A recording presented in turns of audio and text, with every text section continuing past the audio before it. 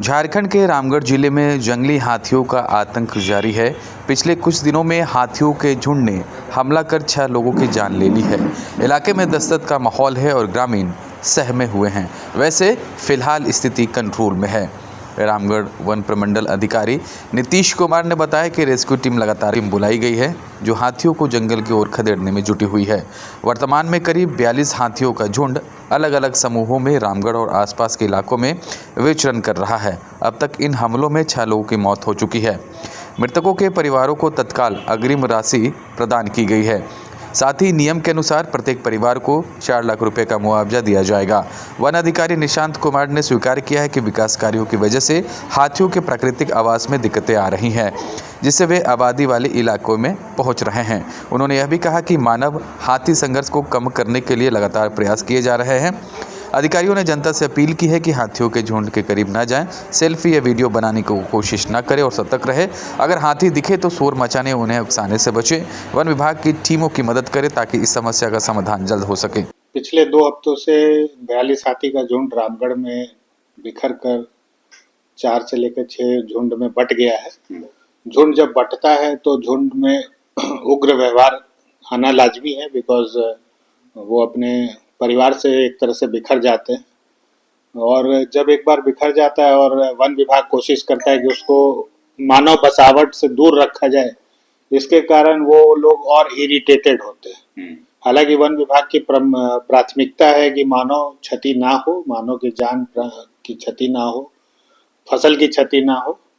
इसी दौरान उनका इरिटेशन बढ़ता चला जाता है। हमारी कोशिश है कि इस झुंड को मिला दे और फिर वो अपने नेचुरल पाथ पे चला जाए। इसके साथ मैं यह भी कहना चाहूँगा कि डेवलपमेंटल प्रोजेक्ट्स जो कि देश की आवश्यकता है, उसके कारण भी बहुत जगह इनके कॉरिडोर्स को थोड़ा बहुत क्षति हुआ है। वन विभाग प्रयासरत है कि इन कॉरिडोर्स को वापस से पुख्ता किया जाए और इनको और बढ़िया बनाया जाए ताकि ये कम से कम बाहर आए। टोटल लोग कितने मारे गए हैं सर, जो जानकारी आपके पास? पिछले 1 हफ्ते में यहाँ पे 6 लोगों की दुर्घटना से मौत हो गई है। कुछ लोग इंजर्ड भी हैं। तो ये मुआवजा को लेकर क्या है, क्या प्रावधान है? मुआवजा को लेकर प्रावधान है कि हम लोग अग्रिम राशि देते हैं इमीडिएट रिलीफ के लिए, और बाकी जब पोस्टमार्टम और बाकी पारिवारिक सूची मिल जाता है तो हम लोग 4 लाख रुपए देते हैं। अभी के क्या हालात है? चूंकि एक टीम भी आई थी सर हजारीबाग की, जैसा आप बता रहे थे, वो टीम किस स्तर पर काम कर रही है? क्या हाथियों को उस जगह पर पहुंचाया जा रहा है ताकि आम जो जनता है वो त्रस्त ना हो? जैसा कि मैंने बताया कि बहुत सारे झुंड में बट गया था। हमने 4 टीम लगा रखा है। अभी फिलहाल गोला में भी हाथी का एक झुंड आया है, तो गोला वाली टीम वापस चली गई। अभी हमारे पास 3 से लेकर 2 टीम रात में लगातार काम करती है। हमारी कोशिश है कि उनको दूर रखा जाए, और फिर भी अभी सिचुएशन जो है बहुत नॉर्मल नहीं है। किस तरह से रेस्क्यू टीम काम करती है, दर्शक अगर जानना चाहें दर्शकों को? रेस्क्यू टीम का सबसे मेन रिस्पॉन्सिबिलिटी ये है कि ह्यूमन हैबिटेशन के तरफ, मानव बसावट के तरफ हाथी ना आए, और उसके नेक्स्ट स्टेप होता है कि फसल की क्षति कम हो, और थर्ड होता है कि आप उनको डेंस फॉरेस्ट की ओर ठेल दें, ताकि डेंस फॉरेस्ट में एक बार घुस जाता है तो बाहर निकलने का चांस कम होता है। नहीं, इस तरह से कैजुअलिटी क्यों हो रही है सर? 1-2 सवाल और लूंगा मैं।